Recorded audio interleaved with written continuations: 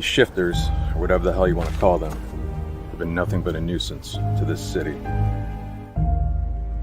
People still think this is some big conspiracy. You're gonna make a difference in this world. I know it. With your experience and my gift, I think we can make a big difference. Maybe there's an answer to all of this out there. Something much deeper that I'm just not seeing. You wouldn't be nothing without me. You decided to run and hide. Why you looking me in my eyes lying to me? These so-called authorities try to keep us in the dark. This is not real. There's no proof, no evidence. I got 2 words for this. Fake news. Who would have thought a career in politics would be so damn tedious? You think I enjoy this? I live every single day looking over my shoulders. That's been my whole life, trying to understand what made me special, only to find out I'm just like the rest of them. Bada boom, bada bing.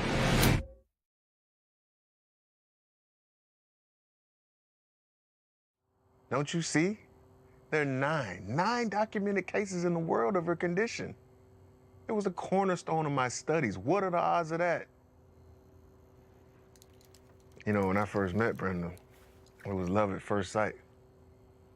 And you have to forgive the unromantic metaphor, but it's kind of like digging up a fossil. You know right from the first strike that you hit something big, but you just don't know what it is. So you keep digging and you dig and you unearth it little by little. And before you know it, you're looking at something beautiful. And only then can you look back and realize it was there the whole time. We got a beautiful life, man. Even if it's not what I first went digging for. All right. Thanks for checking out those trailers real quick. Those are all, the last trailer was something that you can see right now. It's called A Time for Every Purpose. It's on YouTube, Amazon Prime, Apple TV, all that good stuff. And then Edelon is coming soon. But gonna get right into it today. I got a great panel sitting backstage about to come on. But for those of you who may not understand what this is about, a lot of people may not know this, but I've been a wrestling fan since I was 5 or 6 years old, watching wrestling with my grandfather and my uncles back in Miami.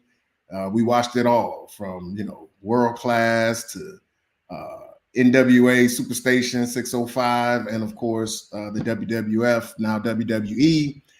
So this is going on like 40 plus years of watching wrestling, and the big news hit this past weekend of Vince McMahon's latest scandal. And I'll be honest with you guys.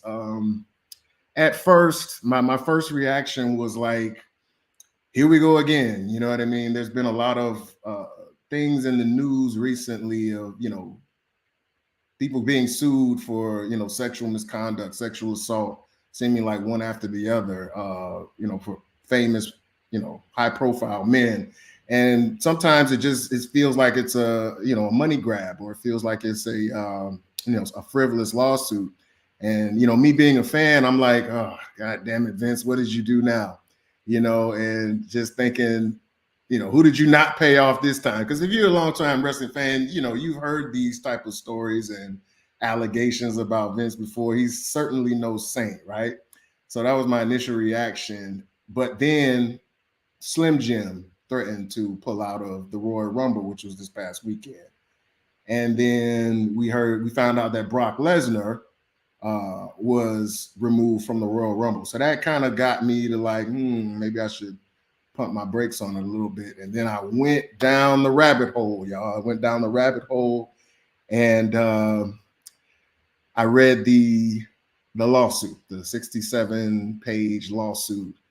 And that's when it kind of got real that this is a significant, sad, and seismic event for the wrestling industry and for wrestling fans.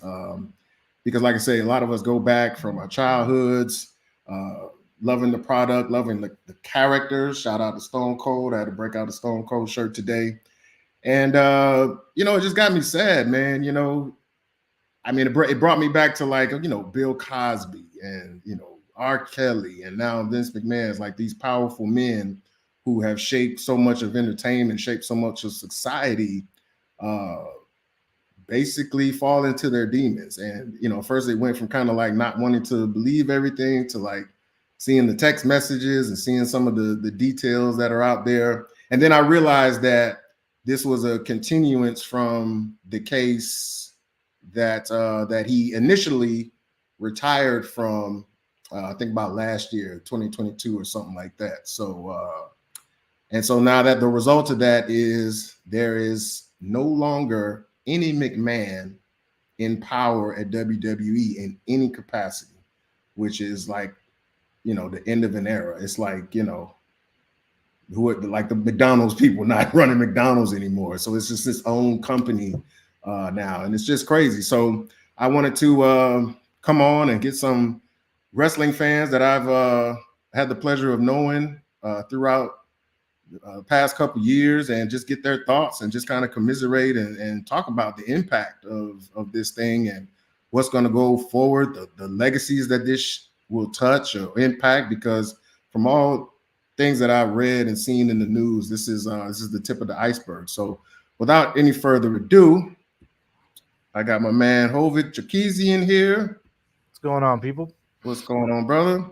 I got my man Bobby Vargas in the house. Bobby, by the way, look, I love the setup back there, Bobby. That's awesome. Thank you. Bobby wrote and produced a film about wrestling that should have been, and I'll just mess with you, that I was hopeful to be in. So I've known Bobby for a good while. So I know he's got a lot of good stuff on here. And my man, fellow actor, Sharon Dean, who y'all can see in that. That was Shakira, right? Yeah. That was Shakira. Virtual with Shakira, he's shaking it up, you know what I'm saying, getting his groove on. So, a long-term wrestling fan. So, before we jump into it, guys, we'll just go around and if you want to introduce yourself or say anything further, and just talk about your history as a wrestling fan, and then we'll get into it. So we'll start with you, Hovey. Yeah. So just like Essex said, I've been a fan of wrestling since yay high. Matter of fact, there's one of the legends right there. We lost him just a few months ago. Oh, Bray. And then kind of wearing him right here too. Got the Wyatt Legacy collection. And so it's a wild time these days, man, to be a wrestling fan. I'm not gonna lie. This whole Vince McMahon thing, this kind of was the tip of the iceberg. I mean, there's only so much we could say. I guess we'll get into it, but yeah. So, been a huge wrestling fan on and off throughout my entire life. Sometimes I get a little burnt out, take a little break, but I've been heavy back into it for quite a while right now. But like I said, wild time. Oh yeah. Bobby. Hi there. Essex kind of touched upon it. I wrote and directed a film. It's called Over. It's on Amazon Prime. The film is loosely based on my own personal experience, as I used to kind of be a professional wrestler way back when. I trained in the Team 3D Academy in Kissimmee with, for those who know, Bubba Ray and Leon Dudley. So I worked with them. I got to roll around in a ring with Scott Steiner and Samoa Joe, Homicide, some other people. This is during that time when they were in TNA. So I had a lot of connections then here with that. Sam Shaw, who's known in WWE now as Dexter Loomis. He was part of my class. Wow. As well as Jessica Carr, who is the frequent referee you might see in WWE, their main female referee. So been a wrestling fan for most of my life. My grandfather got me into it here. Well, I dabbled in that. I don't do the professional wrestling stuff anymore, though, but it's been a big part of my life. I mean, I have the rocking the belt over there. So I still watch it, even though I'm not like involved anymore, though. So I stay in the news, and kind of like you were saying here before, I've kind of bounced back and forth as to being a fan and then kind of just disconnecting myself. Then here, admittedly, I kind of been more involved, I guess, since Vince kind of stepped away the first time because it felt like, oh, there might be change now instead of the same old, same old. That kind of pulled me back into watching more regularly again, as well as like AEW and stuff like that. The competition makes it better. So that's kind of my experience with it. Yes, sir. Sharon. Hey, good evening, everybody. How's everybody doing? Good, man. Good, man. Yeah, I've been, I might be showing my age here. I started, I go old school. I'm like the Killer Bees. I'm Billy Jack Haynes, Hercules. You know what I'm saying? Golden era. Yeah. I'm 46 years old. So if anybody just knows about the Attitude Era, you're not a wrestling fan. You got to go back further than that. So yeah, I started watching wrestling like WrestleMania 3 when it was on closed circuit television. That's why I'm aging myself right now. So yeah, I'm right there with you, brother. Yeah. Oh man, was that the movie theater days? Yeah, exactly. Yeah. I watched WrestleMania 3 and I fell in love with it. I fell in love with the energy. That wasn't my days, but I did start during the Attitude Era. Yeah, you got to go back, man. You got to go back. Of course, you got to go back. Of course. That's back when kayfabe was kayfabe. You know what I'm saying? Yeah. Heels and baby faces rode in two separate buses. Now it's like, it's out the bag. But that's where I started. I watched WrestleMania 3, fell in love with it, fell in love with the emotion, the in-ring psychology. In my opinion, Rickety Dragon Steamboat and Macho Man Randy Savage WrestleMania 3, one of the best matches of all time, in my opinion. That's definitely an honorable mention. Everybody was talking about Hogan and Andre, but to me, Steamboat and Savage stole the show, hands down. And this is when we all thought Vince was just an announcer. yeah, exactly. Yeah, that's back when Vince was. Yeah, we all thought he was an announcer. And talk about kayfabe. Yeah, exactly. Man was just an announcer on TV, but running the show backstage. Yeah, serious. Yeah. You had to be real smart to know that shit back in the day. Absolutely. And I've been a wrestling fan. Took a break, like probably a year break in like the 90s. Then I started watching again when Raw came out. Back when Raw was in a ballroom in New York. Yeah. That's when I started getting into. I'm like, okay, I like this. Then he occasionally started growing. Then I got introduced to Razor Ramon and all them, and I've been to the two WrestleManias that have been in Orlando. I've been to both of them. Nice. And I also support indie wrestling as well. At WXW in Mineola, Florida, I have some wrestling friends. If anybody knows Chico Adams, he's a popular wrestler in Orlando. I go out and support him. A lot of different indie organizations around here, and it's just. It's unfortunate, with Vince and all the stuff that's going on right now. But I've learned, just being my 46 years on this planet, I was just wondering how come nothing has ever come out sooner? Because my whole opinion is every great man of power has a little scandal behind their name.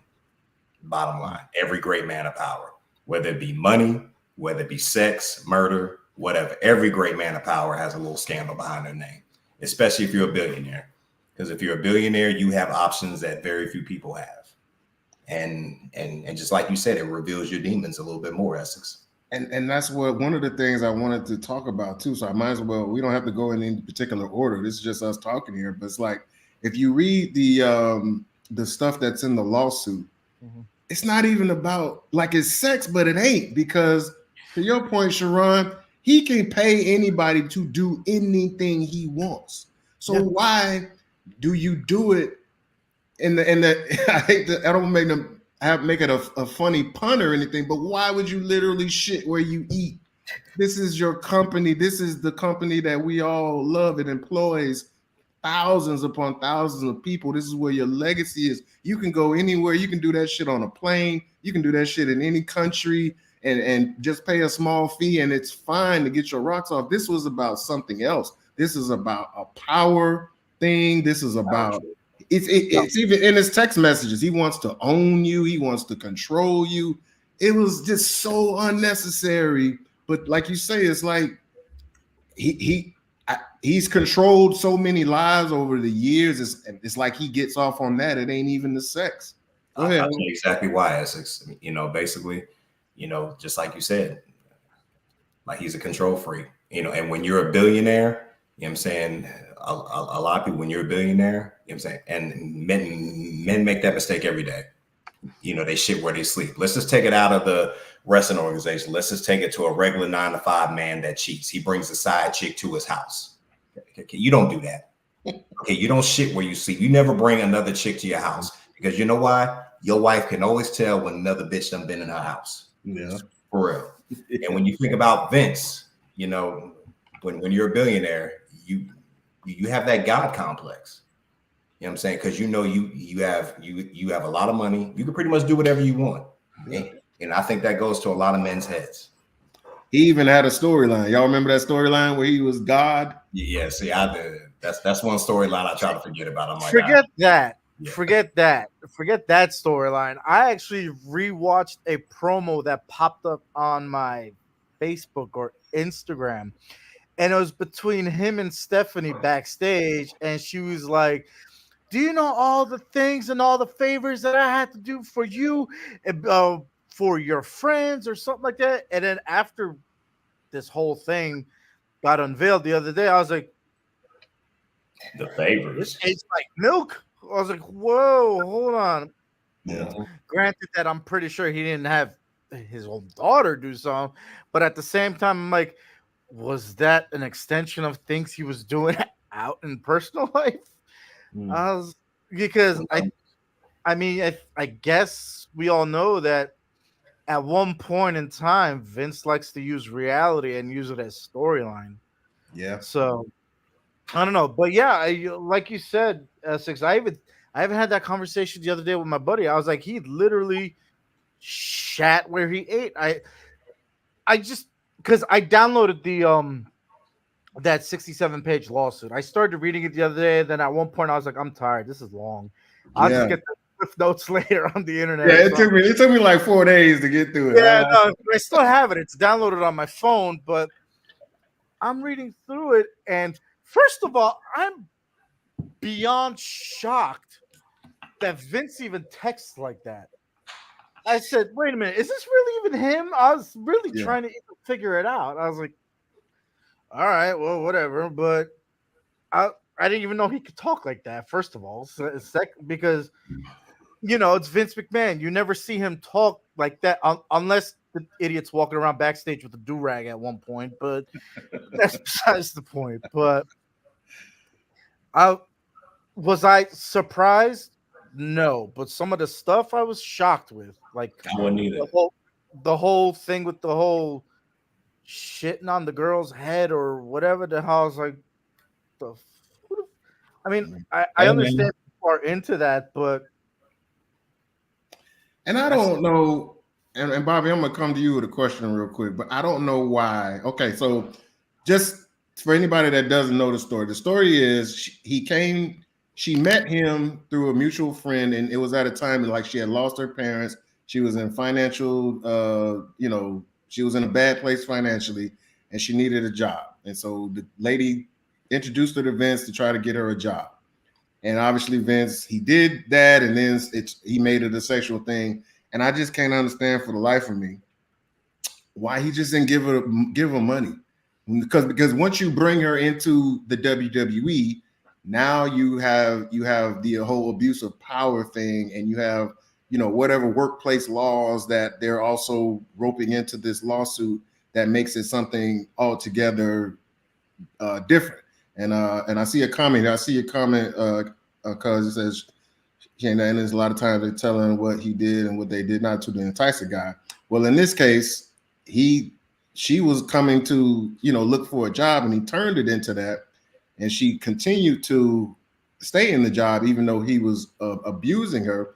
But if he was going to do that, he could have just, it was $80,000. That's chump change to him. Why didn't he just say, hey, I'm going to pay you to be my sex slave? Like, we know that rich people do that all the time. I don't understand why he would bring her into the fold knowing that he wanted to do that.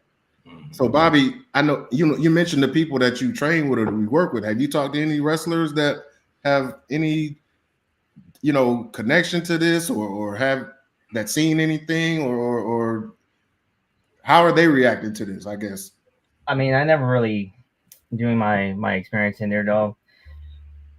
No, like juicy gossip. Like no one's really gonna say anything like that. Honestly, I mean that's stuff that's.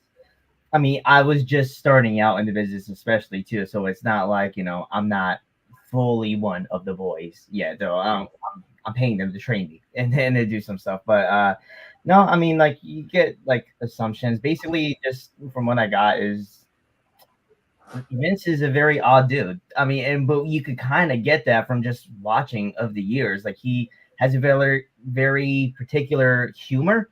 I mean, how often if you watch long enough, I mean, the Kiss My Ass Club. I mean, all these little things were kind of there so that when you're reading the lawsuit, it's like it was there. Like that's why it's like I understand the whole like innocent until proven guilty type of thing and all, but like when you're reading these allegations, you're just like, nah, I can see it. You got the whole numerous different things. I mean, the shit humor and ass humor is funny to him. That's his thing. He's like a child. How often would he like bully JR back in the Attitude Era over stuff? Like if you remember, he had a colonoscopy in real life one time, and then Vince actually put that legit on an episode of Raw, like some just humor. And like you're watching it. Even me being younger at that time, I'm like, who is this for? It was for one person, and that was for Vince. It was funny to Vince. Or there was another time where like something happened to Jerry Lawler. I don't remember what happened, and they wrote him off. And then you can still find a clip to this day, like on YouTube. Whereas I think Michael Cole is giving an update on Jerry Lawler, and Jim Ross is there, so is Booker T on an announce table. And Michael Cole, because he's being told what to say by Vince, and out of something about like he tore his hamstring or something like that, and then he goes on and he adds anal bleeding, and Booker T right next to Michael Cole is like, what? And then you see Jerry Jim Ross next to Booker T. He doesn't even say anything. He just shakes his head and doing that. You can still find this clip like on like Twitter or anything else. That's the type of humor. That's the type of individual Vince is. So when they say all this stuff and the power trip and stuff, like he laid it out, and I think it just got to a point where like Vince truly felt like he was untouchable to the point where he started making stupid decisions over this past few years, because I'm sure all this, like if you went back long enough, there was always that lawsuit before with I forget her last name, but Rita, the referee. Rita. He apparently raped or did some stuff with limousine several years ago when she was the first female referee. This stuff has always been there in the news, but he always got by. That's how Vince does. He has the money, he has the power. He can always brush it off easily. But now he got sloppy, and now she came out, and now all this stuff is happening. And it, like you said, why shit were you work out? And then he didn't pay her all the money because he thought she leaked it. And then he's showing these photos around and these text messages. Like, you went way too sloppy because you got way too confident and that you were untouchable. And now we're in the situation that we're at. Probably one of the worst weeks of WWE. What sucks is everything got overshadowed. Had a fantastic week with the Netflix deal, Royal Rumble, Rock is on the board of directors now, TKO, all this stuff is happening on there, and the Slim Jim and stuff like that, and then everything overshadowed because of this. Vince like just sunk the whole ship, and now they have to do damage control. And that's the saddest. That's what made me the saddest in that moment, is because like wrestling has never been bigger. It's never been better. And to all the things that you said, road to WrestleMania starts at Royal Rumble. And he's done all this stuff for 40 plus years to make it what it is. And now I won't say he could bring it down, because to me, the best thing about this is that he sold the company. Can you guys imagine what would have happened if he had not sold this company and it was still all the shares in his place? We're talking about WCW 2000 level plummet. If TKO hadn't already taken ownership of this company, and when I that dawned on me, and I'm like, holy shit, he could have ended this whole thing because of his fucking dick and sloppiness. Yeah. As do most men with money. Yeah. That's the crazy part. If he never sold WWE, whoo, somebody buys it for pennies on the dollar. It's not a $9 billion company anymore. It's like 4 million or somebody pulls it out their ass, and it's probably going to be worth almost how much he bought the company off his dad for $1 million. Yes. And it will put so many wrestlers out of work. Yes, dog. Yes, like that's when it became like something else, you know, like damn. That's crazy just how the universe works though. Because just look at all the things that happened the past couple of years, right? Let's go back. At one point, Triple H, he's head of creative at one point. Yeah. He's in charge. He's got heart failure. He's got to go away. Yeah. Mm-hmm. He's got to go away. He's got to get surgery. He's away for, X amount of time. Vince slowly undoes everything Triple H does. Yeah. Goes through a little power trip, saying, oh, yeah, no, I'm taking everything back slowly. I'm changing NXT to white. Yeah. I was like, nah, this is nope. Triple H comes back and he said, fuck you, Vince. Yeah, take all this shit, change it back to black and gold like I had it. Back to black and gold. Ironically enough, Triple H comes back not that long before or around that time. Vince goes away saying, all right, I guess it's time for me to go. Allegations come in, like, bye, bitch, Yeah. And then all of a sudden, Triple H, he's killing it. He's cooking. Guess who comes back into the fold? Oh, everything seems okay. Vince comes back saying, hey, I'm going to sell the company. Why are we okay? This is random. Oh, I get it. You're not in charge no more. Okay, you can't be in charge no more. So he thinks selling the company, he's going to be buddy with the new owners, which is exactly what happened for 1 hour. Yes. And I thought it was a bad idea at the time. I didn't like the fact that he was selling the company, but it saved the company. Yeah. That one meeting or that one interview that he had, I think it was the day after WrestleMania last year, when he was on Good Morning America. He was on something with Ari Emanuel, and they were announcing that they're selling to the Endeavor. And and Ari Emanuel was pointing at Vince McMahon saying, oh, he's going to be the guy in charge and blah, blah, blah, blah, blah. And that fucking night, they saw just how shitty of a job Vince does.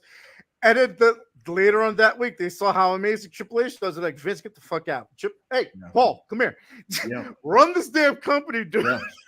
Because he got even more of a promotion, if I'm not mistaken. Because at one point they said, Vince, just go on the board. Dude, just get paid. Paul, run the company. Yeah. This is your show. Yeah. That's exactly what happened. And all these allegations come out, and then Triple H is like, he's my father-in-law. This is what I deal with. Yeah. And I thought Triple H did a good job, and he's been killing it, like creatively. He's been killing it. But I thought he did a good job, because what could you say in that moment? Like, you can't. He was working on Roy Roman. No, that's a 67-page document. He ain't had time to read that. And that's his father-in-law. Can you imagine the conversations he's had to deal with his wife, with his grandchildren, with his children? Forget the conversations. Could you imagine what he has to deal with just being next to Steph at that point? Because guess who left after Vince came back? Right. Steph. Yeah, because Steph was the interim. She was the interim CEO, right? Yeah. And then she's like, "Oh, if my dad's back, I'm out." Yeah. It's not to happen. For her to leave like that, because they were doing the investigations before TKO or Endeavor really. Before. They're like, they had to have seen some stuff in the investigation. Why it didn't come out to us publicly? No, because like you just said, she left immediately when he came back. She didn't want to be part of that board anymore. No. Well, it's actually in the lawsuit, guys, that because he says that not he says, but in the lawsuit they say that somehow Linda found out, and that's what prompted him to then try to put this lady under an NDA, and that's where the money element of giving her the $1 million came into play. So if Linda found out, Steph had to know, and Nick had to know. Probably Kevin Dunn, who just left not too long ago, they had to know because, like you say, he was circulating the texts and the pictures, you know, to everybody. So yeah, a lot of people know, which means that means this the fallout is going to get that much worse. Here's the thing. Ever since these allegations came out, everybody's been hard on saying Triple H, somebody got to do something. I'm like, bro, he tried to keep him away. Him, Steph, and Nick Khan voted no for Vince McMahon to come back. But at one point, they had no choice but to say, okay, if he wants to sell the company, sure, come back. But then because he had most of the shares. He had most of the shares. They couldn't say anything. But at one point, Vince, Nick Khan, Stephanie, they were the only three people that said, hell no, keep him away. They He's knew. Gonna sink the ship. He's going to sink the ship. They're like, no, keep him away. We're trying to get away from him. And then all of a sudden, and now I don't know if you guys seen what was circulating around the internet, especially on Facebook, about Shane, how the reason why he stayed away is because he's like, I don't want to, that's not who I want to be. So, props. Yeah, because we all know, and this is something, it's funny, because like you say, Sharon, we know how rich men, powerful men get down. Nobody would have batted an eye if this was just another extramarital affair. We all knew, everybody knew he's been doing that shit.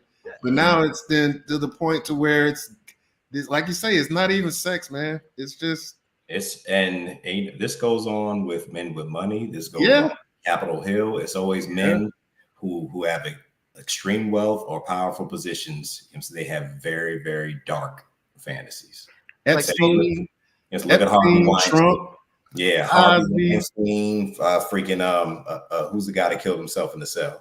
Oh yeah, that's Epstein. Well, Jeffrey Epstein, R. Kelly, Bill Cosby. You know what I'm saying? When you get to a certain point financially and title wise, I'm saying where you just consider yourself untouchable, you know what I'm saying, you have a God complex. Yeah. And you know, God complexes aren't meant for humans. You know, she had to be okay until she wasn't. We didn't deal with powerful ritual, man. You know, I've seen this. We talked about this too. You know, what was she okay with? What wasn't she okay with? The lawsuit. I will piggyback off of that comment, and I will say that this lady, I forget her name, Janelle Grant. Janelle Grant. Yeah. I think she was very okay with the gifts that he got her. Yeah. This girl got away with a BMW, $15,000 worth of Bloomingdale gift cards and flowers every day. And when I read that, I said, okay, yes, these allegations are insane, but this almost sounds like some extreme sugar daddy status. Yes, side chick stuff. Yeah, side chick shit. I was like, there's a whole conflict going on. I'm like, I have no idea anymore. So to that point, this is another thing about how funny, like you say, how funny the universe is, how small the line is between okay and not okay. Right. If he just would have kept making the goddamn payments, we might not know anything, guys. Right. He was supposed to pay her $3 million, $1 million up front, and then she was supposed to get $500,000 a year or twice a year or something like that. Remember. And he stopped making the payments after it got to like $2 million. Bro, you're a multi-billionaire. You just got almost $10 billion selling this company. Just give her the $3 million call it a day. Up front. Up front. Like, bro, here, this is $3 to me. Here, cash app. Cash app. You take Zelle? PayPal? Yeah. You take Zelle, PayPal? Yeah. Yeah, but no, I think shit got weird when he pulled Johnny into it, the shitting.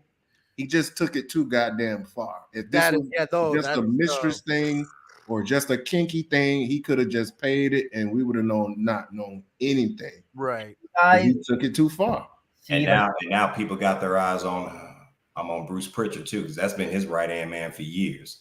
So Bruce Pritchard knows where all the bodies are buried. Trust me. That's and he got freak written all over him. Brother Love got freak written all over him. So you know, I think that's employee number 1 or 2, because I know you read it over. No, I did. So there's an employee 1 and 2. Employee 1 and 2. And There then, was and then there's 3 and 4. dude. One of them is Bruce. Oh, hold on. Did you guys see that tweet from Ronda Rousey though? Oh, that. Yeah, I saw that. Oh, she threw Bruce under the damn bus. Yeah. That's what I'm saying. I'm like, damn. Yeah. But see, but see, here's the thing. Just like you said, to go to piggyback on what you said, Essex. You know what I'm saying? Like the sugar daddy stuff. You know what I'm saying? Nothing really happens to the girl that gets all the gifts. It was just like a Jeffrey Epstein. I watched that documentary, bro. Like the first high school teenage girl he messed with. You know what I'm saying? He messed with her, then she started bringing her friends. She knew what was going down, but she started bringing her friends anyway, talking about, yeah, we can get this money. All we got to do is do this. And there's nothing happened to her. Yeah. I think the one thing that's going to fuck Vince over is the Janelle being passed around bit, the trafficking bit. Because if that's the thing that's legit, that's what's going to get him. Nothing else at this point. It's whatever. It's just it could be some BDSM or some kinky fetish stuff or just sugar daddy stuff. But if she was really trafficked, like if she was being passed around, that's what's going to bite him. That could be criminal, even though that's what's going to get him. That's what they got. That's one of the things they got R. Kelly on. Yeah. That's the part where it stopped being whatever you want to call it, okay, or whatever like that. Right. That was all right. This is it. Because she was, I mean, taking into account, looking into the full thing, you still have to keep in mind she was 20 or 21 years old. She just lost both of her parents. She was alone. She was living in this rich area here from it, and I guess that's how she came into contact with Vince through his doorman or something like that. And then he connected her. She was still young, and basically, and this didn't happen quickly. He groomed her into this then here. So like you were saying, sugar daddy status, I'm sure up into a point maybe, because she was alone. She didn't really have many friends. She just lost both of her parents. Vince was connecting with her by sharing vulnerable stories about him. So she felt like there was something there. But I think around the time where the trafficking started, where it became more than that, where it became shitting on someone's head, like who's gonna be okay with that? And then there's also a story that I just something I caught on to the lawsuit today, is that this is what's assumed may or may not be Brock Lesnar, the other wrestler that he was trying to offer her up as a contract, that and I guess that when they said whoever that person is, Brock Lesnar or not. Oh, the UFC, the former UFC. It's Brock. We know it's Brock. Because they pulled him for the Rumble. So, it's Brock. Oh, it could have been Cain Velasquez. Right. What does Brock have to do with this? That's my question. But I know they agreed to do something, I guess, after he got her to send a video about her urinating or something like that. And also they were going to try to hook up or have a play date. It didn't work out because COVID or something. And then snowstorm. Oh yeah, and then both. No, you both are right. That's was two. It was two different occasions that he was supposed to hook up, and then you're both right. One time she claimed she had COVID, so they called it off, and then the other time it was a snowstorm. So the snowstorm is the one that I read. Yeah. So, yeah, and then I guess the story goes Vince then wanted to role play said wrestler, whatever it is, to be that. So, but when he role played, she was kind of uncomfortable. He wanted to pretend he was the other guy, and whether it's Brock or whatever like that, and that's when they got really abusive. Apparently, he beat the shit out of her. Yeah, he beat her up. He slapped her. He hit her. He was rough with her. He caused her crying. She asked him to stop. He didn't, and then basically it ended the situation. This is where it gets really dark. Is I guess this whole scenario, and then it ends with her, I guess, crying in a corner, something like that, or on the bed, and he just kind of laughs it off, saying that I really put you through it today, or something like that. Something along those lines. It was quoted. So at that point, I think around all this time, so the sugar daddy status, we're past that. Now it's straight abusive. She feels trapped. She doesn't know where to go. She and again, she doesn't have a parent or any guidance there. So she probably feels trapped at this point and doesn't know how quite to get out of it when she's in so deep at that point. So she may have been okay with it to a point in the beginning, but at some point the dude shit in her hair in the middle of a threesome, man. Like at some point, it's just like, okay, like no, this isn't okay anymore. I gotta like, what do I have to do? And then I give the officer money, but he doesn't pay it, so he'll have no fear. Like in one story, you ain't pay the money, and then you're feeling it. I mean, like I said, too I many know people involved, and yeah, once I saw this, there's so many people involved. That's what makes this so bad and such a thing that's going to be ongoing. John Laurinaitis. John fucking Laurinaitis. All fucking people. This motherfucker, really? And isn't he connected to like the Kardashians or something? Or no, when Nikki Bella's mother. The Bellas. Okay. The Bella twin stepdad. She's married to their mother, right? The mother. Yeah. And so they're gonna get drug into this. Bryan Danielson and all that. This is wrapped up in so many people, even in the other organization, AEW. Everybody's impacted. All I gotta say is John Cena. All I gotta say is John Cena, man. He's not in that family. If he was in that family, John Cena, a part of a damn sex, I'll be like, wow. Woo! Because man, if he was married to Nikki Bella right now, he was gonna be like, oh shit. Or guys, what if he's one of the guys? What if he's one of the guys that he was sharing texts and videos with? And look, it's so many. Even if you didn't commit any crime, there's so many people that can just get put into a bad light. I try to tell my son, hey, don't let nobody send you no porn, no weird pictures or nothing, because it's just guilt by association. What if Vince sent that to John Cena? What if he sent that to The Rock? What if he sent that to Batista? You know what I mean? It's like it's so much bad shit that can come out of this. Now here's the thing, though. You now you ain't do, you fucking pig. Like, even if you ain't gonna get a case on you, it's bad, man. Here's the thing, though. You can't stop him from sending. He could literally just pick up his phone and send a picture like, hey, how does she look? Like, I didn't ask for this. You gotta delete that shit. Like, delete, bro. You can't keep nothing like that on your phone because that's a crime too. I think it's called what is it called? Damn, I can't remember what it's called. But yeah, you like having unauthorized pictures of somebody on your phone or something like that. I mean, technically, it is an invasion of privacy. Yeah. I mean, but you can't stop him from sending pictures. I mean, especially if you didn't ask for it. It's like, I didn't ask for this shit. Delete. Yeah. But what was I gonna say? Yeah, so poor Brock is getting dragged right now for almost getting some. I made that joke earlier. Yeah, I know. I kind of before I knew what was going on. I was like, fired on your day off. Getting fired. Poor Brock is getting dragged for doing nothing at this point. Yeah. Sable didn't know because he's married to Sable. Brock is done. Good luck in that household. He can't go. I don't know. Now Sable did cheat on Mark Merrow with Brock. That's so true. Maybe she understands.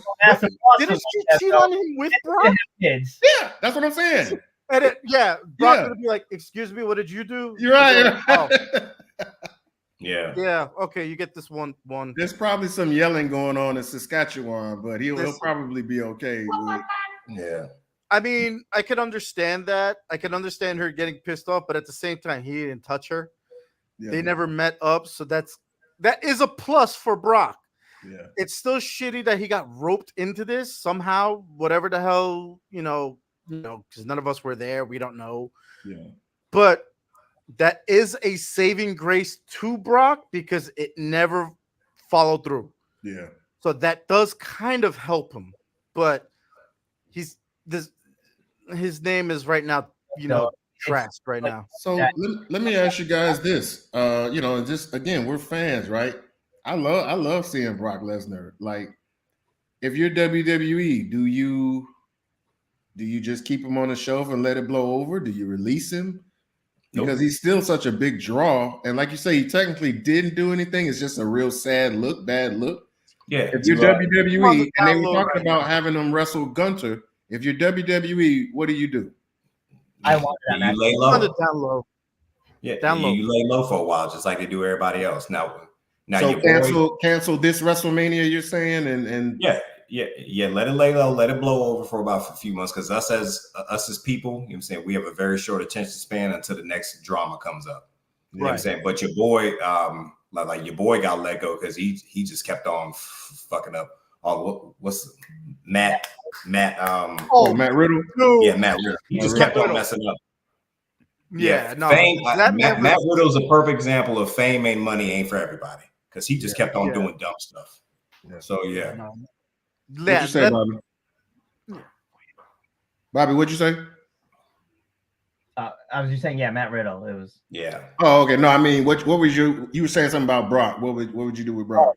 Well, I really, honestly, that was one of my my fan cast matches I was looking forward to this year was Brock and Gunther. I was really looking forward to that.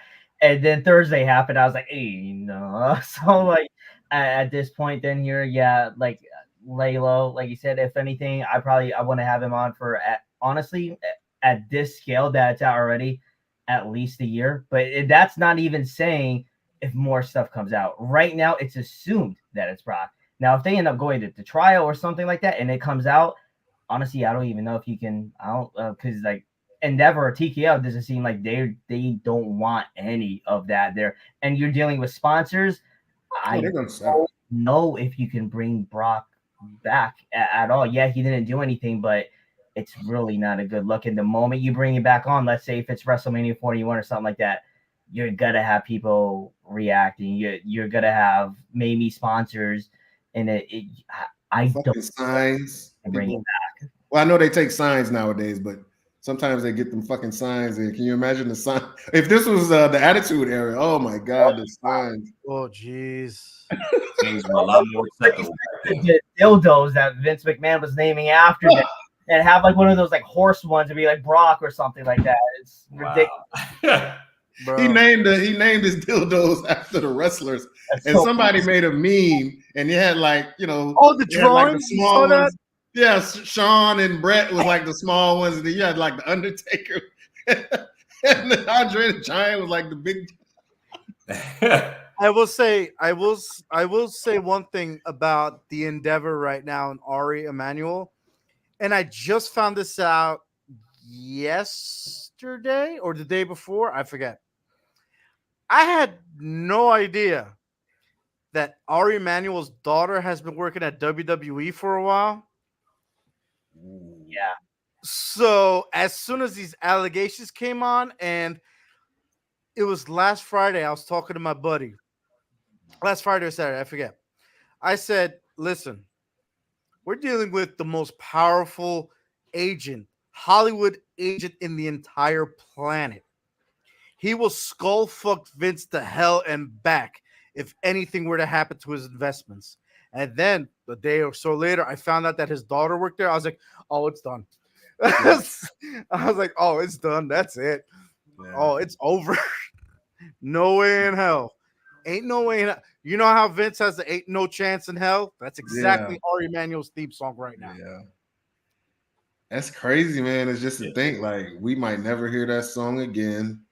We might never get his Hall of Fame speech. Oh, they had already, guys, remember they were supposed to do a documentary and a biopic about Vince, and that's canceled now.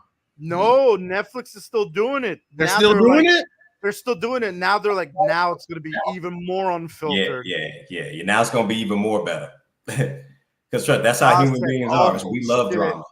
Hey, they might as well make that a 10-part like The Last Dance, because that's an entire Dark Side of the Ring season. Oh, that's what I was going to say. That's a whole season right there. That's not an episode. That's a season right there. The whole season. Yep. We'll eat it all up, man. Side of the ring. But I will say one thing. Did anybody actually look into Vince's upbringing? I heard he had some crazy shit going on. Rough. He wasn't really. He was kind of. I believe he was molested, or he was kind of groomed for this. Because his stepdad. And his stepdad was Vincent Sr.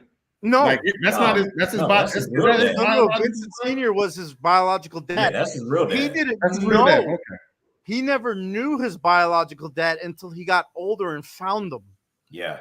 So that's Vincent Sr. Correct. Yes. Okay. That's Vincent Sr. So apparently he was sexually abused and molested growing up. I heard about that. So I read that shit. I was like, wait a minute.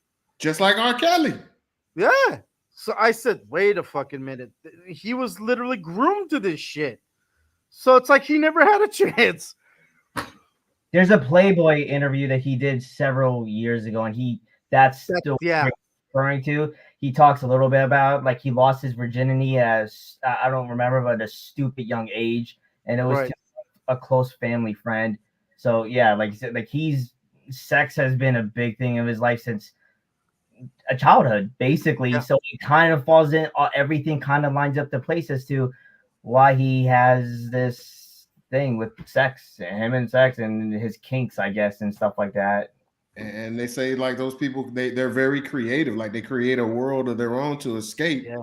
And he pretty much made his billions off of creating a world for us to escape. But I guess he was escaping as well.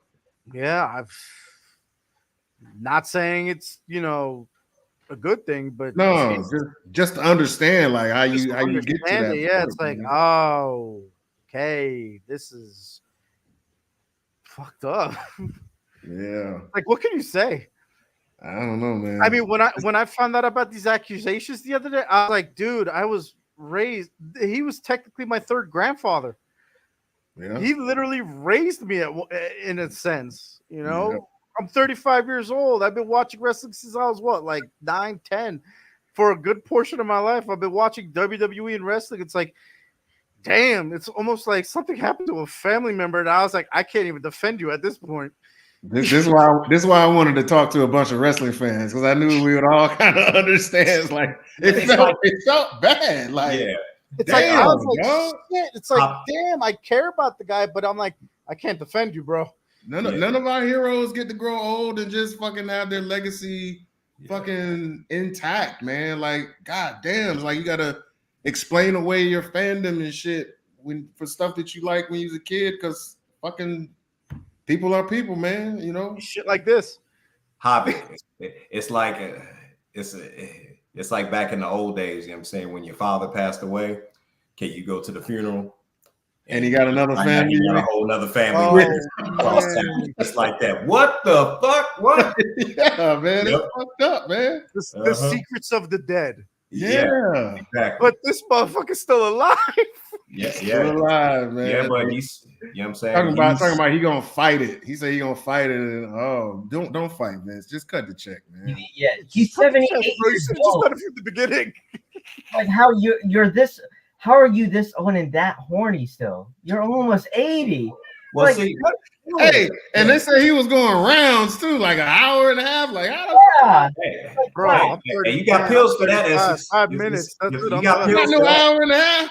Yeah, hour and a half. You got pills for that, bro. It don't matter. Hey, remember he used to say, "Attitude, I'm a genetic jackhammer." The genetic jackhammer. Genetic jackhammer. Fuck! Now we finally get it.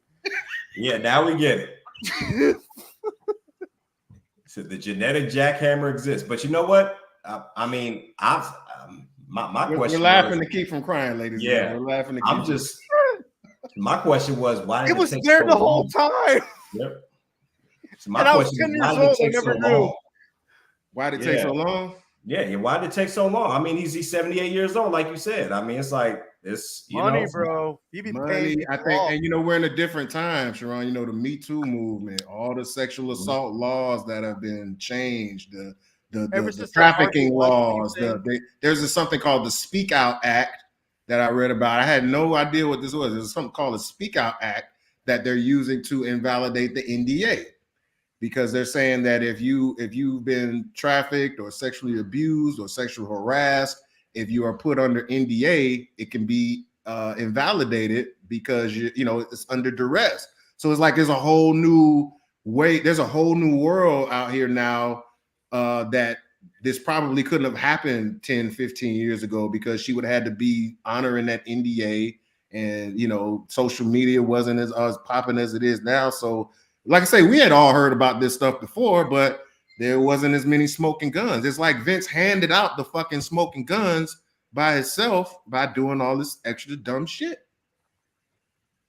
His age and the way how he texted, and the fact that she was like 20 or something like that, and then how I thought she was older though, Bob. She really was. She was like, I think at least when they first met. So I don't know exactly like now though, but she was she was still like relatively young though. But to me, especially reading those texts and all the grammar issues that he had to from it, it seems like a part of it was like he wanted to feel young, because like when you're reading how he texts her, it's like you instead of spelling out you, like he's trying to be like hip still and maybe like connect with her in that way, and then sharing it often like with all these guys, almost like he's trying to like part of him trying to feel like he's in his youth is just like, but like you're a grandpa, like at this point you're not too far from a great grandpa, like you need to chill. Like I don't know why, and then he's over there blaming Johnny Ace, saying that he's a sloppy drunk and he shares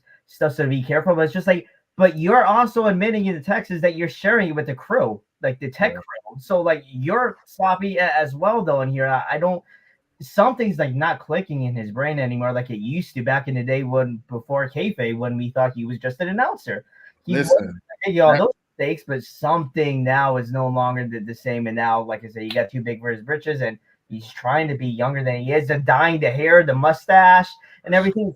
He's going through some type of crisis midlife, and it came back to bite him in the ass. That might be part of his defense if he does try to go. You're gonna have to claim like dementia or senility or something. But you know, he is stubborn as hell though, because that's why he wouldn't just go away in the first place. He wouldn't just hand over the power to Triple H. He could have just been in power, let Triple H run shit. Control, but he didn't want to do that. He always wanted to be in complete control. Like I say, control freak is the perfect example of a control freak. Absolutely. You know what I'm saying? That's why I was shocked he sold the company. I never thought he'd make that move. I thought he died holding on to it while in the coffin. Yep. Exactly. Man, I thought they were going to literally have a buried match for him. Yeah. For that company. But when I never saw that coming. When Essex brought it up earlier that this is the first time that not a single McMahon is part of WWE, I was like, oh. That's right. Right. What? That's like going to McDonald's tomorrow and it's called McDonisha or something like this. Is just a different name. Like you'd be shocked. Like it's really, you know, a smack in the face. That's what it is. If you're gonna sell it, you're not gonna give it to Stephanie. You're not gonna give it to you. You're not gonna give it to Triple H. You're just gonna sell it to somebody else. That's a smack in the face. Obviously, he didn't want them to have it. It definitely doesn't feel normal at all. It's like, okay. All right, well, I guess we'll go with it. We've gone from watching Raw on USA out of a ballroom. We're gonna be watching it on our phones on Netflix next year. It's like wild. Shit is different. Wild. It's different, man. Man, now I gotta get a Netflix subscription because I've been had that. Oh no, well for me, they did the whole password sharing nonsense, so my access kind of got, but okay. Hey, cord cutting, man. Once that cord cutting started, that's where everything's going, man. Yeah, and everything. All Netflix is gonna save me some money because I can get rid of my little streaming cable service now. No, I still got to keep it for USA and CW. Right, but it's gonna be on Raw. I mean, it's gonna be on Netflix. So, well, SmackDown is moving to USA. Right? Yeah, SmackDown's moving to USA. NXT is moving to CW. Oh, wow. Yeah. Okay. All right. Which is wild because that's where NWA was supposed to go. Mm. And and Corbin blew the deal, right? Yeah, literally blew the deal with that one segment. That's another one that I was like, what the hell were you thinking? Why did you think that was okay to do a Coke segment, a snorting Coke segment on your show? I don't know what some of these bills. I didn't hear about that. Oh, you didn't know? It was the Halloween special for Samhain or whatever it's called. Literally, what was his name? Father James Mitchell. James Mitchell and some of cronies were literally. There was literally a segment where they're all snorting Coke on a table. And this was during a pay-per-view or something? I think in a pay-per-view, like, yeah, they cut to a segment to be like, oh, we're gonna get a reaction. Like a Halloween part and they're snorting Coke in the middle of the crowd. And then like a few days later that week, you hear that like CW pull that, and now they're going with NXT instead of they're this close to getting a CW deal, and CW's just like NXT. Sorry. Yep. Yeah. Damn, dude. I'm surprised Tony Khan didn't do that first, but that's just me. Yeah, but like you say, man, wrestling is just at such a great height. You know, TNA has been revitalized, AEW, even though they're kind of struggling a little bit, but they're out there trying to do their thing. WWE setting records every year. It's like, we didn't need this, man. Like, damn. But you know what? Blow over. The saving grace is that Vince is gone from all of TKO. Yeah. He has WWE has no affiliation with Vince McMahon. They Chris Benoit his ass. You can't even find him on the website. He's not like on the like those old Attitude Era shows and He McMahon. is gone. Austin. They took the Austin McMahon stuff down. You can still see his segments, but if you try searching His him profile online, is you're gonna get gone. like Stephanie. Okay. Oh wow, I didn't know that. From the Yeah. website. Yeah, no, they literally Benoit him. That boy's a ghost. Wow. They're like, Vince who? Vince Senior? Oh yeah, yeah. Yeah. The man who started it all. The man who started it 60 years ago. Yeah. Nah. But you know how you can tell Vince is no longer in control? You know what I'm saying? For what happened at the Royal Rumble. Vince would never allow, you know what I'm saying, intercompany interaction. You know what I'm saying? We had people from TNA. That's how much of a control freak he is. He would never let wrestlers go to another. And see, that's where the money's at. Because you bring that crowd, you bring it together, you know what I'm saying? Everybody gets paid. Yeah. When Jordan Grace came out, I screamed. I was like, what? Yeah. Ain't no way. That was crazy. That made me want to. I was hoping Moose was going to be in the men's Rumble. I like Moose. I honestly think they need to start doing more of that. You know what I'm saying? That's where the money's at. If you want everybody to get paid, yeah. Did you see the tweet that Jordan Grace sent out though? That she wanted Tegan Knox and Natalya to go to TNA for a match, and Natalya was like, "I would love to." Yeah, why not? Let's do it. It's money right there. Yeah, Papa H, get on it. Let Shinsuke go to Japan and Noah to face Great Muta, was it? Yeah, Shinsuke. Environment. Triple H has already let talent do it before. He also let Carl Anderson too. Yeah. Carl Anderson went to Japan too for something. Yeah. Like if Tony Khan would get his head out of his ass, what they need to do is do the same thing that Scott Hall did in WCW when he came back. Just let him walk through the crowd and act like that or show up in the back with the tank. That was wrestling. Like DX, you know? Yep. I will say one thing though, Triple H during that press conference when he was like, "Yeah, I'm not gonna mention nothing about these doors that people walk through. It's silly and stupid." I said, "Oh, yeah." That's why I hope Okada show up. A lot of people was talking about Okada, because he, WWE might not use him right. Who says he has to be there full time? Why can't we just have a couple matches, a couple dream matches with Okada and let him go do his thing? Okada would be better off Okada and Seth than with Vince. Say again? Okada would be better off now with the new regime than with Vince. Vince would have turned him into Lumberjack or something, named Daniel or something. Yeah, Tozawa's tag team partner.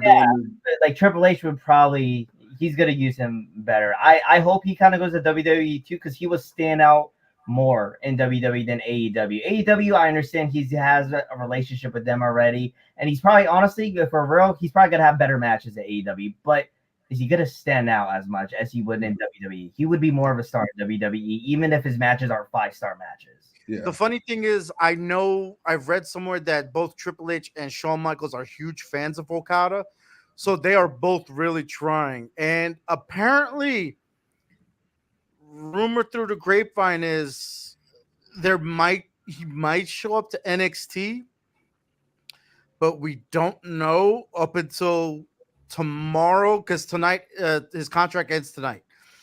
So if he's going to show up at NXT, it might be a Vengeance Day. It might be at the end. Well, it can't be at the end of the show because mostly contracts end at 12 midnight. NXT will be off. Do Vengeance Day is this weekend. Yeah, their PLE. Yeah, their Their PLE. PLE, NXT's PLE. Do y'all think he would be insulted by that, or should he just go straight to the main roster? You know what?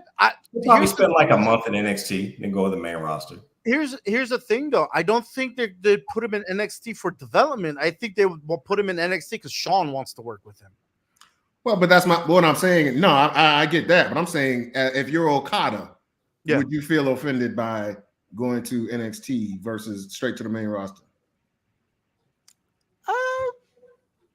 Depends on how long I'm staying in NXT. Yeah, and the check, right? And exactly. If I'm staying in NXT for a few months, just to just to hang out and just because you gotta have a story. So okay, what's the story for how you bring him in and introduce him to American audiences? It's got to be a story, and I don't know. Okay, what's the story in NXT? Like who you know? Bro, Interfere and Trick versus Ila Dragunov for the title. Interfere, that's it done. Yeah. Because Solo Sikoa was only in NXT for 2 weeks. And so then they brought him up to the bloodline. He was only there for like 2 or 3 weeks. Yeah. Gunther versus Okada at WrestleMania, if I can't get Brock, would be another excellent dream match. But the thing is, I don't know how the main American audience, because I don't know how connected they are to New Japan, so I don't know the reaction he would get. But damn, that match would be banging. That'd be amazing. CM Punk's out, so you got to do something. CM Punk's out for like 8 months. Yeah, torn tricep. Poor Punk, dude. I know, man. Oh my God! Did you see the video that I posted earlier, Essex? No, refresh my memory. It's CM Punk is backstage at Raw. He's practically crying, and he's yeah, I did see that. Finish his story. I was like, don't do this to me right now. No. Well, to be honest, guys, like I saw him. I watched the match where he fought Dominic. I was there. I was there. Out of shape, man. Like he's like jiggling a little bit out of shape. Yeah, he is. So I was like, I wasn't surprised. Yeah, he wasn't in shape, man. So he also got hurt in AEW too. That just goes same injury. Yeah, same injury. When you hit your 40s, that's when the injuries start hitting harder. Especially when you're not in shape. Exactly. Yeah, that's the thing though. In the MSG, that was his first match back in WWE, but in AEW. The problem was that he literally just got right back into it, thinking it's like riding a bike. Nope. So it's not like that. So what I know is that he's been down here in Orlando at the Performance Center most of the time doing training. But the whole thing with the injury, it was literally just a wrong landing. So you think he got hurt when he fell out of the ring, or no? It's when Drew did like a DDT on him, and I think he landed on his arm wrong. Oh, okay. I've been meaning to go back to the Rumble and watch exactly what happened. Yeah, no, I saw it. Drew. That's why Drew came out on Monday. Yeah, I like what they're doing with Drew, bro. Have you seen the posts he's been posting? Yeah, Drew. This man's savage and wild. He's a lot more interesting now, though. Huh? He's a lot more interesting now, being the menace that he is on like Twitter. Absolutely. And I prayed for this to happen, and I was just like, he player hater of the year already, and we just started 2024. Yeah, I'm thinking back to that Chappelle skit. Like, I hate all of you. I hope nothing but bad things happen to you. That's Drew's character now, and I love it. It's such a good call by Triple H to not just let Punk go out here and say goodbye, but to get that heat on Drew even more by doing what he did. I thought it was masterful, man. So do you all think, because now, okay, the match that was everybody was expecting was Punk and Seth. So now does Drew get the Seth? Because I don't buy that. I think the whole Cody Seth, I think that was just a smoke screen to not be predictable. I think it's Cody's still going to wrestle with Roman. But so do you put Drew in that spot with Seth, or do you put Gunther in that spot with Seth? Triple threat. Ooh, solves a lot of problems, right? Triple threat. What y'all think? Y'all like that? But he did a triple threat last year. Yeah, it's okay. It was one of the best matches. If you can't find anybody appropriate for Gunther, since now he doesn't have an opponent without Brock, unless if they put Gunther and Braun Breaker, they maybe or again Okada or something like that. Though, if not, then maybe you just do, because then at that point that's another first. Because like last year, night one, that was the first time a tag team match main evented WrestleMania. Right. It's the first one. This one could be, they could mark it as the first time a Intercontinental and a World Champion faced us in 6 Ultimate Warrior. Ooh, champion versus champion. Triple H can do it. Right. You think Rock don't come back? I mean, that's the match everybody's talking about, Rock and Roman. I don't think it's going to happen because they had Cody win the Rumble. So at this point, unless like, how do you? Because we've seen Seth and Cody already. So to me, like I say, I think this is just a smokescreen to not make it so predictable on the road to WrestleMania.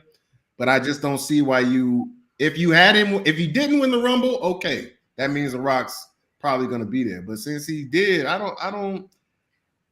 He already came out and announced it. Well, no, he teased it. Yeah, he teased it. There is one way they can do it, and they did it.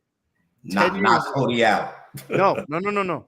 They did it 10 years ago, but this time the roles were reversed. What's that? Remember when they had Daniel Bryan wrestle twice WrestleMania 30? Opening match and the main event. Opening match with Triple H, main event triple threat.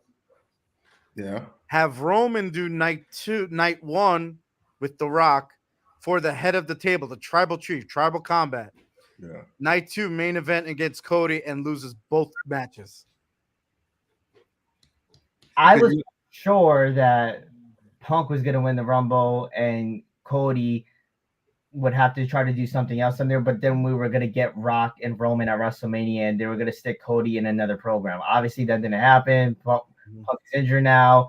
Now Cody won it there. So honestly, I'm surprised if they do Cody and Roman again and have Cody lose, because I thought for sure Roman was going to beat Hogan's record, but he would have to carry it to September. If they're not going to do that now and they do Cody and Roman again, which if they do Cody and Roman again, Cody has to win. You can't have him lose 2 years in a row. Otherwise, that completely kills him.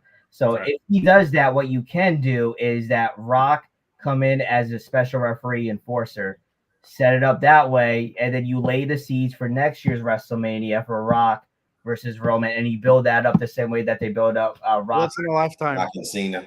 I agree. That's exactly what I would do. Damn, already selling WrestleMania 41. Right. That's exactly what He's a year old, but I mean, I don't see Roman wrestling for too much longer. Because he already got that Brock schedule already. You know what I'm saying? He's hardly there. Well, you know what? That leukemia shit, man. That's actually a smart thing, though. That's actually a smart thing because don't forget, Seth has been a working champ, but then he gets injured. Roman, on the other hand, he's been, he comes back for the special stuff, but at the same time, it kind of protects him. Yeah. Not get injured. Yeah. So a lot of people complain. I understand that, but at the same time, it is kind of smart. They're protecting. It is. My only complaint with him is just I think he should do TV more. Yes. You don't have to wrestle every damn week. Appearances. But you just need to be on TV more because the storyline of the bloodline suffered in the last year because he was not on TV so much. It was the hottest thing going this time last year. It really was. And then he it was with Sammy. Say again? This time last year it was with Sammy. And Sammy was white hot. Then when they calmed it down and they went to Jay, we had to wait 3 months. It kind of fell apart. But yeah, I would absolutely do that because not only is Roman going to be on the Brock schedule, I can see him more. He's going to probably be on the Undertaker schedule probably in a couple of years where he just do Road to WrestleMania, do that whole thing. So Bobby, they get the belt off of him at Mania and then build up to The Rock and him next year. Or maybe SummerSlam. Because Rock getting older. Rock That's what I'm saying. You know what I'm saying? You really want to wait a year? That's an interest, though. He's the board. He wants them to do well. Plus, I'm sure Roman wants to go Hollywood too soon. Roman want to face the top action star that we have today just before he starts getting all these movie deals and whatnot there. Because Hollywood is gonna just when Rock came back and announced he teased the head of the table thing. Deadline, Variety, all these things were reporting on that. And that's just for him commenting. him doing a match, Roman is gonna get that rub off of Hollywood Reporter and all that stuff. Yeah. And I think that solves everybody's concern because now we can finally pay off Cody's story, get that out of the way, and then Rock and Roman can have its own build on itself without the shadow of Cody and his whole thing. So I think that solves a lot of problems. And then have Cody hold the belt until next WrestleMania. So main events with CM Punk. Boom. Bow. There you go. Yeah. I think we just booked 24, 25. Let's go. Yeah. Hey, give us a call. I think y'all gonna have some openings soon. Yeah. Hey, give us a call. Yeah. Speaking of 25, anybody know where the location at? I know they post these stuff like 2 or 3 years in advance. 41. I think they might want to do Minneapolis. That's what I've been hearing. Minneapolis. Damn. It's gonna be cold as shit. That's what I'm saying. They got a dome? Rock is from Minneapolis too, but I'm just he might not be able to though. Yeah. But he lives in Canada. I'm thinking WrestleMania is going to be in Vegas. You know what I'm saying, in their new stadium. Probably one of them. Imagine if they did it in that Sphere. Hold on, man. I know that. I think they booked those out a lot. Yeah. They book them out like 2 years in advance. You see, but it's going to be in Vegas 1 year, because Vegas got that new stadium and it's huge. Where? Imagine if they did it inside that ball, the Sphere. Oh yeah. Ooh. Right? I don't think they hold enough though. They don't hold enough. Nah, the thing there's like they can only hold like 3,000 people. They ain't gonna do that. Nah. The stadium out there can hold like I think close to 80. Oh yeah, it is. Yeah, it's between Minneapolis and Vegas. Yep. Oh, there you go. Those are the top 2 things that they're reporting. Yeah. Ooh, I just realized they go for the new stadiums first. They always go for the new stadiums. Yeah, they want to set the record. SoFi is brand new at Cali, where they just were last year. Yeah, they had it at SoFi already. Yeah, that's what I'm saying. It's like it's brand new. So yeah, they always go to the new stuff. Yeah. Yeah, you're right. They did that last year. Yeah, SoFi. Yep. But I just remembered they haven't even started doing the Hall of Fame things yet. That's right. Damn, they're a little late. And Triple H has 100% control of Hall of Fame now. It should be soon. I mean, the road to WrestleMania officially starts like this weekend, so they'll probably start. I think, if I remember correctly, though, I think they started really late last year because they only asked like 5 people or something like that. It was I think you might be right. Yeah, because they didn't do as many people last year because the Undertaker was going to take like an hour. So that was 2 years. And plus that was 2 years. It goes long anyway. It's gotten to the point I don't even like watching the Hall of Fame thing because people just get so long-winded. It's like I think there should be a time of like 10 to 15 minutes. People, like Ric Flair's speech, Ric Flair's and Mr. T's speech. I was like, well, this dude shut up. Oh man, poor Mr. T. Yo, Kane had to come get him. Yeah, but Undertaker was like an hour and 15 minutes. It was like a movie. Hold on. Undertaker deserves his home. He did. I'm not saying he did it. I'm not saying he didn't deserve it, but I'm saying he deserved it too. But he was just too long-winded. Mr. T was just pretty much for the entire time thanking his mother. You'd have thought he actually wrestled for 25 years. Exactly. Yes. Yeah, but I will say that I did notice that they didn't do that many people last year as well, because they've been doing the Hall of Fame right after SmackDown now. Yeah, that's right. In the same arena after SmackDown ends, they just transform it to the Hall of Fame. You got to go get changed. Go get changed and do the ceremony. Yeah, that's a long night. Taller classes are better anyway, because when they have huge classes, that's how we end up with somebody like Great Khali is going to be in a Hall of Fame in like 2 years or something like that. Like they were searching for people to put in there. It's just like not everybody needs to be in a Hall of Fame like that. Can we somewhat legitimize it, keep it a little bit small? I'm just waiting on them. I've been wondering why they haven't opened like an actual building and like sell burgers and ice cream bars or something. Just put in Orlando or one of these little theme park joints on International. Just put it in Orlando. A place is gonna make some money. Oh, but Essex, Saudi Arabia is getting it already. Yeah. Oh, the Saudi Arabia is gonna have a Hall of Fame? Well, the whole WWE experience thing is practically exactly what that is. Okay, well, wow. I didn't know that. Let's go to the Middle East, guys. Yeah. I mean, I always thought about going back to the motherland. I didn't think for this. Hey, Saudi Arabia's taking over. They're taking over all sports, though. right? They're taking over everything. They got boxing over there all the time now. They got that's why they go every year. You know what I'm saying? That's everybody's biggest payday. They're paying almost as big as WrestleMania check. Yeah, no, apparently, I think Saudi pays them 50 mil for each. Yeah. They pay for everything. They pay for their. I heard they pay for their travel. They pay everything. 50 mil. They got that oil money. That's what it is. That's why we got that terrible match with DX and Brothers of Destruction, because they couldn't turn that check down. Yeah. With Triple H tore his everybody got hurt. Yeah. And he lost his mask or hair or something. The mask came off. I remember that. Part of that match is Glenn Jacobs. If there was anything on this planet to Chris Benoit, it'd be that match. Wow. But I will say $50 million for an event, blood money or not. I was like, take it. Everybody got a big payday. Yep. Yeah, no, the whole blood. Come on, man. We all these countries got blood on their hands, so yeah. Every country on this everybody planet. got it.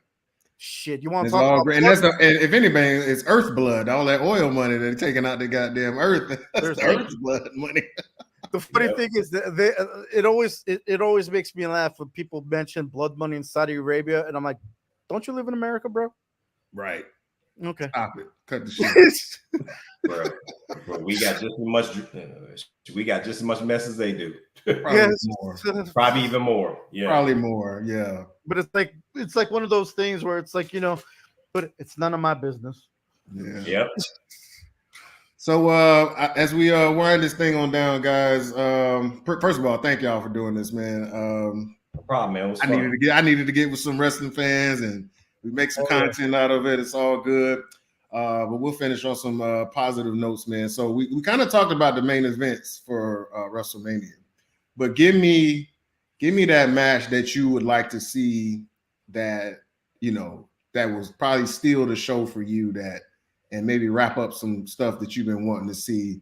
I know we already talked, Roman and Cody and Seth and all that, but give me some. What other match on that card you guys think would be knocking out of the park? Go ahead. I see your hand. Go ahead. Yeah, bro. Go ahead, Sharon. When she finally made her debut, Jade, my baby, I met her in person, and she goes to my gym, so I met her like a year ago. You know what I'm saying? Okay, hold on. First, before you say the match, is she as big as she look on TV? Yeah. She's tall. She's about 5'10", 5'11". Okay. Yeah. So and she saw her in the gym. Cool chick. You know what I'm saying? She's you know what I'm saying? She almost went to an HBCU. You know what I'm saying? So that's how we started talking. You know which one? Damn. Damn. I forgot what HBCU she went to, but I told her I went to an HBCU. But yeah. Anyway, I would like to see her, and of course they teased it in the Rumble, her and Bianca. Or her and Rhea. It's because Rhea's just jacked. She's jacked. You couldn't told me. I thought one of them was going to win to either go against Rhea or either each other. But that would be awesome. I think it should be Jade and Bianca for WrestleMania and Jade and Rhea, for SummerSlam. I wouldn't be mad at that at all. I wouldn't be. Yes, sister versus sister. Yeah. Oh yeah, that's money right there. How about that is money? That's what I posted. Jade and Becky. She did eliminate her. Yeah. Jade and Becky wouldn't be bad. She did eliminate her. Yeah. But I will say you need somebody. I don't know. I know they've been training her up, but she definitely needs somebody that can bump for her. Right. You know what I mean? That can take them hits and make her look like a monster. So work wise, that would probably be, because I don't know where she is. I don't know. I know she wasn't that good in AEW as far as in ring, but we got to find out. But yeah, Becky could definitely bump for her. Yeah. So that's your match. That's the one you want to see, Hope? Yeah, man. I mean, I'm talking about Hope. You want Becky and Jade? Oh no! I was just throwing that out there. Oh, you're just throwing it out. Okay. Because that would be great too. Yeah. But, because like you said, she would need somebody to take a bump. Yeah. For me, are we talking about like now or in general, like a fantasy match, or like for Mania, specifically for Mania? Man, I was ready for that Seth and Punk match, man. That was gonna move mountains just on promos alone. Yeah, man. Oh yeah. Oh, They really don't like each other. And I love that. That And really- the worst I part was is- ready for Punk and Cody. That promo they cut like a couple weeks ago. That No, last I week? felt that one. oh, the one I'm more CM Punk than you. Yeah, I I'm felt more that Mercury one, bro. I said, than now you. this is wrestling right here. When you feel it, that's wrestling. The worst I love part it. of it. The worst part about it is I'm going to WrestleMania and I was so hyped. I was like, "Yo, Punk and Cody, Punk and Seth." Not guess anymore. Shit. Punk is on the shelf. Oh the man, shelf. look, Who that else is on the shelf? Well, you know, what's the name? Charlotte. Not Charlotte's on the shelf. But I'm having a brain fart. Who's Cody? Not Cody. Oh my God, who's the champ right now? Seth? Seth. Yeah. No, he's gonna make wrestle. They're basically just holding but him out till afterwards, Mania. afterwards, bro. You know what I'm saying? He has to be on the shelf. Yeah, because he hurt himself. He's also having back issues too. Yeah, he's gonna drop the belt. yeah, no, He definitely Yeah, dropped but the he belt. keeps on avoiding it. So yeah, he'll be He's gotta gone. drop it. Yeah. But Charlotte's on the shelf. Yep. Charlotte's out for 8 months, like torn ACL. Sheamus is still not back. Nope. No, That's he's right. been on the shelf for a bit too. Yeah. Big E is still on the shelf. I'm hoping. I was hoping he came back. I thought he was gonna come in the Rumble. I thought he thought did that too. too. Yeah, maybe next year. Yeah. But Big E could come back if he is ready, of course. Though, but they have that feud going on with Imperium and New Big E Day. and Gunther, Big E and Gunther, let's go. Yeah, if he's ready to go. If not, then don't risk it. I don't know, man. I think Big E and Gunther right now would be too much for Big E coming back. Yeah. Like you have to build that up just for Yeah, just you so gotta he give can him some warm up, some squash warm up. matches. Exactly. Yeah. He's been out for a while. Over a year. Over a year. Has it been That over was a year? like 2022, like Yep. middle of 2022. Just like Randy. Randy Orton was out for over a year, but he came Yeah. back. He acted said, "This is the biggest he's ever been." I said, "Randy got ripped." I couldn't Randy- believe that shit. Randy, AJ, and Punk all showed up at the same time saying, "Daddies are back." Yeah. AJ Styles too. He got bigger. Punk got the dad bod though. He wasn't. Yeah, he did. He really got the dad bod. Punk looked like me out there. Well, Yeah. Puffing and puffing. don't forget, Punk is straight edge, so everything about him is all natural. Yeah. Well, he better get some natural Some natural weight. hypo So. something. Yeah, you get some natural weight, some cardio. Damn. Yeah. But- yeah, Some you know, natural Randy Orton. LA Fitness and Sporter. Yeah. But yeah, man. No, for me it was Punk and Seth. That was it, man. Okay. Man. I know. Next year. Bobby, what you got, man? What you gonna book? This whole Mania thing has just been like a roller coaster because I was, like I said earlier, I was looking forward to Gunther and Brock, and that's not what happened. Wow. So now, like in my weird little fantasy world, which I'm putting a really small percentage, would be Gunther and Okada. But again, I'm not putting much weight into it. I'm actually expecting to probably end up at AEW. Without that, like I don't know. Gunther's my favorite if it's not like already obvious right now, though. Just the way how he wrestles his matches on there, and he I like him. has an excellent match. Like Always. he can make anybody look. Chad Gable, like Yes. matches are banging. So like maybe him and Braun from that, because like again like Punk and Seth, is it gonna happen? That would have been probably what I would have went to next. Most of the plans have been scrapped. Yeah, so I don't know. If anything, now the Mania season has become completely unpredictable because of lawsuits and injuries. So I don't really know where, like LA Knight and Logan Paul, maybe that might work there if they do for the US title. I'm just kind of trying to get who's not injured right now, who's not tied up in controversy. That's my guess. You brought up LA Knight. That was another one. LA Knight and CM Punk. Before I say a match that I'm looking forward to, I'm gonna put this out here and see if it's a popular opinion or unpopular opinion. Is it me? LA Knight, is he kind of mid in the ring? Like, I don't know if I like his matches that much. Am I out of the blue? I think I like his finish, but I don't know if I like his matches. I think he blew up real quick. He's popular, but it kind of seems like he's leveling off right now. I think because of Punk coming back and The Rock coming back. You know what I'm saying? Because I thought they were going to groom him to be champ. I thought he was going to be the one in the main, but now he's not. CM Punk came back, Randy came back, Rock came back. It's like they kind of overshadowed him. It's crowded. Yeah, it's crowded as fuck. It is crowded. It's always crowded in the main roster. Yeah. But I don't know. Like I don't hear anybody. Oh, did you see that LA Knight match? It was a banger. Now, personality wise, yeah, he got the whole star thing down. But his matches are mid as fuck to me. I probably kind of like related, honestly. Like if we were to think back and take off the rose-colored glasses, did The Rock really have that many banger matches? It was mostly his charisma. I guess he had a few. He had some good matches. No. Rock's had some bangers, man. What? He had bangers, but I understand what he's saying. Yeah, I haven't seen like an excellent. Same thing with Austin, and I love them, but like for the most part, it was mostly their character that had you invested rather than them pulling off all these crazy moves. And no. They're not like Shawn Michaels AJ matches, but they tell fucking stories. They're more like okay, you know how Roman has mastered storytelling, but he's really just doing a lot of basic shit. That's the type of bangers Austin and Rock had. Like they just had you so invested in with their selling and the false finishes, stuff like that. But no, they ain't doing. They're not giving you the technical shit. You know what I mean? But they just had like Rock and Hogan. Like technically that wasn't a masterpiece, but the story they told it made it a banger.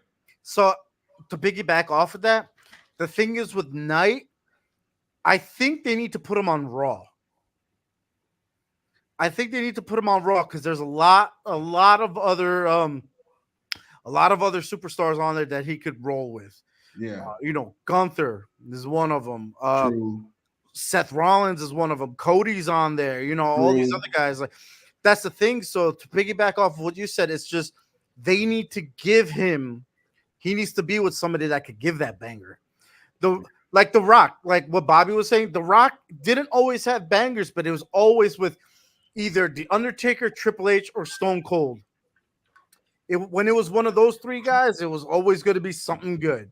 Yeah. The same thing with Triple H. Triple H always had bangers with The Rock, Stone Cold, Shawn Michaels. You got to put him with the right person, is what you're saying. With the right person. And I think they need to figure that out with Knight. That's the problem. Okay, so here's my match that I hope they get back to, because they kind of touched on it. They left it alone a little bit. Then at the Rumble, they teased it because they was the first two out. And I'm talking about Jay and Jimmy Uso. Yo, let's go. I think if you get the story back, because I know that he kind of broke from the bloodline a little bit, and then they, everybody kind of took a, Jay, like you saying, LA, Jay's kind of taking a back seat to Cody and Punk and all that. So he's kind of been in the background. Jimmy as well on SmackDown. But they had some magic when the people saw them two come out to start the shit off.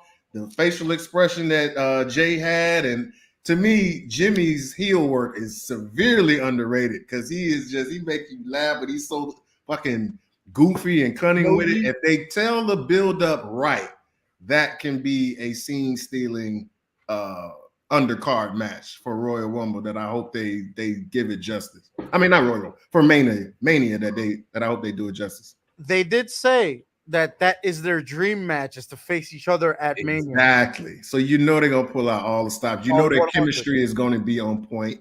The spots are going to be on point. Like they could really tear the house down. And like I said, but they got to invest the TV time back into what they were doing because you remember, Jimmy cost Jay at SummerSlam, and then the whole bloodline thing. They got to kind of spark the shit back up. But if they do, I think that will be a really, really nice undercard match.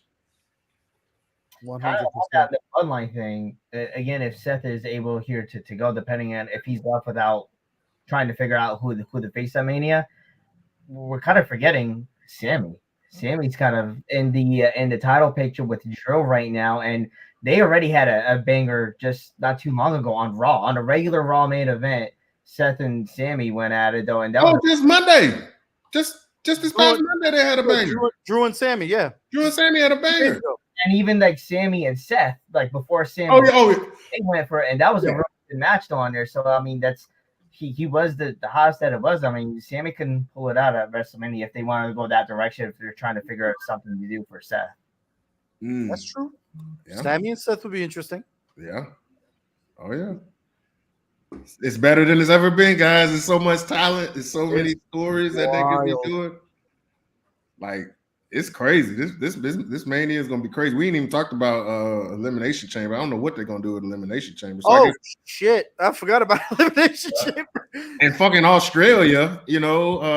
Oh yeah, who's gonna wake up at 5 a.m. to watch it? Yeah, I know I will, but no, they're not gonna do that. No, they did. Yeah, they have to. 5 a.m. Eastern time. Oh, yeah. Shit, fuck, But see, here's the thing nobody's talking about from the business side of WWE. Always after WrestleMania, that's where most of the layoffs take place. They start trimming the fat in the organization. I noticed that after WrestleMania, that's when they start laying off wrestlers. Yeah. I'll tell you who I want to see get more of a push. You know what I'm saying? Because I've been liking him since NXT. See, I want Karrion Kross to get a push. Thank you. That is my guy. Thank you. Yeah. Like that is my guy because he goes to my gym. Every time I see him, I talk to him. Okay, I got to come to your gym. Yeah. I'm gonna get serious. I'm gonna get him. What gym is this, man? CF Fitness and Dr. Phillips. Okay. Yeah, see, and all of them could come through. You know what I'm saying? I seen Zia Lee there.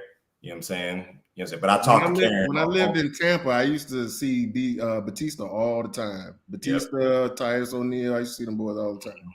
Yeah. Me and Karrion Kross, we work out around the same time. Him and his wife, Scarlett. You know, every time I see him, I just say, "Hey, what's up? What's going on?" Oh, that's really his wife? Oh yeah, they married in real life. Yeah, yeah, they married in real life. Thought that was storyline. Okay. No. But no, I agree. Karrion Kross needs something. There's so much potential with him. I was like, just give him something. There's got to be something. So, which is why I kind of want to see how this Final Testament thing works. I think it's cool now. I think it's starting to run. Like you got to give it time to warm up. You know, my only problem is they feeding it. If they're gonna push him, that means they gotta put him. That means Lashley and the Prophets got to put him over because that's the problem. I'm like, y'all never really got the fucking Prophets and Lashley going. Yeah, so that's the problem is because they're putting them up against the wrong people right now. Right. Yeah, because first of all, everybody loves Street Profits and Bobby Lashley. Right. They tried to make them heel. It did not work. Didn't work at all. Didn't work at all. The audience is like, bro, we're still cheering them because we love them. Mm-hmm. They should have just made Final Testament more of a menace on the roster before they put them up against, I'm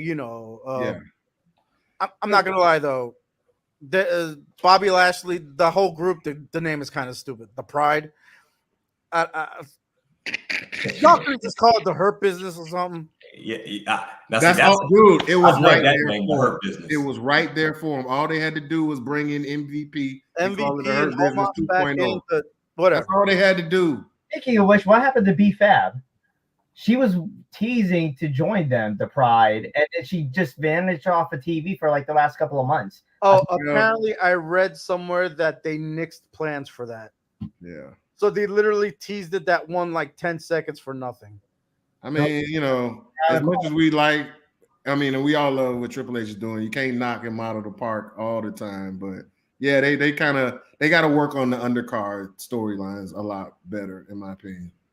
Yeah, because you tease something, it doesn't come through, and then you got a hot group, but you don't have them beat up the right people, like you're saying, Hovik. You got to beat up the right people if you want to be a heel. If not, they're gonna keep cheering you. Or if you're gonna be a face group, you got to beat some people that matter, so that if somebody else comes against you, now that matters more. So if they're gonna push Kross in that new group, I mean they got to beat Bobby. If Bobby isn't gonna get the push, well then you just shitted on Karrion Kross. So maybe they shouldn't have been put together for their first big faction feud. Right now, the only way I feel that they'll be able to get through it with the rivalry, the feud with Bobby and them. The only way that they could actually get through it is if the Final Testament just end up beating the hell out of them and disqualifying themselves. That's the only way, because ain't no way in hell you're gonna.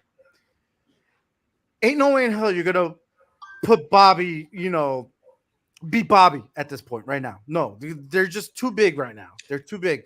And Final Testament, yeah, they got Authors of Pain and everything, but they just have to be a menace. They gotta be a menace at this point. But that's the only way I can see it, just to kind of like make a statement or something. Yeah, absolutely. Cool, man. Well, yeah, this was a good talk, guys. I really enjoyed it. I appreciate all of y'all. Anybody got anything they want to share, want to plug? Now's the time to do it. Get your social media out there. Over again, like I said at the beginning of it, in there, that's still up on Amazon. You can search it for just OVER. It's under Roberto Vargas there. Amazon Prime. It's about 18 minutes short. Again, sorry about my wrestling training days. Just plug it. Yeah, man. Y'all check it out. Check it out over. I definitely want to see how that turned out.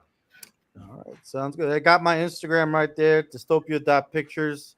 Got my photos and video content on there. Go ahead, check it out. Book me if you need a photo shoot. Yes, sir. Yes, sir. Nice. And I'm going to put mine right next to me, updated. My Instagram. Dean_. Oh, my bad. We had a comment from YouTube. I've been trying to get my YouTube stuff up. How you doing, Ghetto ASMR Exposed? I don't know if he's still out there. What do you say? Ooh, damn. What type of person he is when Owen Hart died in the ring. He didn't care about the welfare of wrestling. Ooh. Yeah. We covered. They had that covered on Dark Side of the Rings. It's karma. Mama Pam, how you doing on YouTube? Oh man, I'm getting some YouTube people. This is awesome. Yeah. Good morning. I think we started something, Essex. Uh-oh. Mama That's my only fan. Bless my only fan. Awesome. Oh, Mama Pam, you about to get us in trouble. That is fun. Yeah, we might have started something. But yeah, go ahead. You got your stuff up there. Yes, sir. Dean_ Sweat Syndicate, you know what I'm saying, on IG. Just like Essex actor / fitness coach, my two passions. And gentlemen, it was nice meeting the both of you, Havik and Bobby. Hey man, much respect to that. We wish you guys the best in all your future endeavors. Yeah, we'll set up another one, man. We start getting the Elimination Chamber and Road to WrestleMania. Some of these storylines start play out. We'll do this again. I'm Actor Man, the Actor Man, Essex on Instagram, Essex O'Brien on Facebook, and what else? The TikTok. I'm on the TikTok too. Oh. And I sent some trailers at the beginning. Y'all can start that off. And you can check me out on some of these commercials. I got my Florida Fresh commercial out there.